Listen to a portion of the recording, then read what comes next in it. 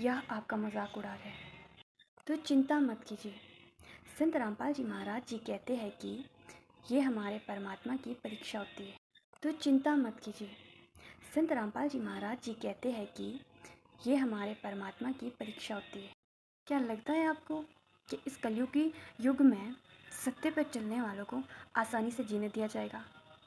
और क्या आप सच में ये सोचते हैं कि क्या भगवान को पाना इतना आसान है?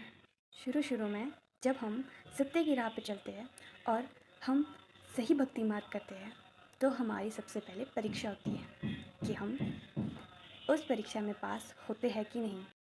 अच्छा सुनो, इतनी ज़्यादा चिंता मत करो। क्या आपको पता है जब सोने को सबसे ज़्यादा कीमती आभूषण बनाना होता है ना, तो उसे सबसे तेज आग से गुजरना पड़ता है।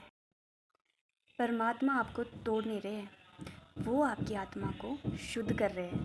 परमात्मा आपको पक्का करना चाहते हैं ताकि काल के कोई भी दाव पेच आपकी भक्ति के आड़े ना आ सके। काल भगवान नहीं चाहते कि हम पार हो, क्योंकि उन्हें एक दिन में 1 लाख मनुष्य को खाने का श्राप मिला है। अगर हम पूर्ण परमात्मा की भक्ति करके मोक्ष प्राप्त कर लेंगे, इससे उनको नुकसान होगा।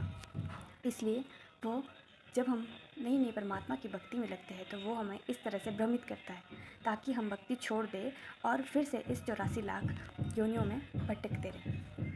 अगर हम परमात्मा की दी हुई भक्ति पर अड़े रहेंगे तो परमात्मा हम पर एक आँच भी नहीं आने देंगे। गीता जी में भी लिखा है, अध्याय 2 श्लोक 14 में भी लिखा है कि सुख दुख का आना जाना सर्दी गर्मी की तरह है। अगर हम दुख और सुख में भी परमात्मा का सुमिरन करना नहीं छोड़ते तो कबीर परमात्मा हमारे पिछले जन्म के पहाड़ जैसे पापों को भी तिनके के बराबर छोटा कर देते हैं। गुरुदेव कहते हैं कि अगर समाज आपका विरोध करने लगे तो समझ जाना आपकी भक्ति की राह बिल्कुल सही है। लोग बकवास करेंगे क्योंकि उन्हें तत्व ज्ञान की समझ नहीं है। संत रामपाल जी महाराज जी कहते हैं कि लोगों की बातों में आकर अपना अनमोल मंत्र मत छोड़ देना, क्योंकि लोगों ने तो कबीर परमात्मा को जुलाहा और धानक कहकर ताने मारे थे।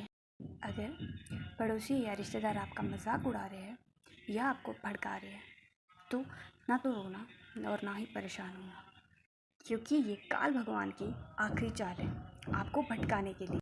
आपने गुरुजी की भक्ति पर डटे रहना है, क्योंकि जो आज आप पर हंस रहे हैं कल वही लोग परमात्मा की महिमा देखकर परमात्मा के चरणों में शीर्ष झुकाएंगे। इसलिए अपने परमात्मा पर विश्वास रखना, लोगों की किसी भी बातों में मत आना। वेदों में प्रमाण है, कबीर साहिब भगवान है। लोग माने या ना माने, वो ग्रंथ खोलेंगे नहीं, हम उन्हें समझा सकते नहीं। जब तक आप लोग ग्रंथ खोलोगे नहीं ना तब तक आपको समझ नहीं आएगा।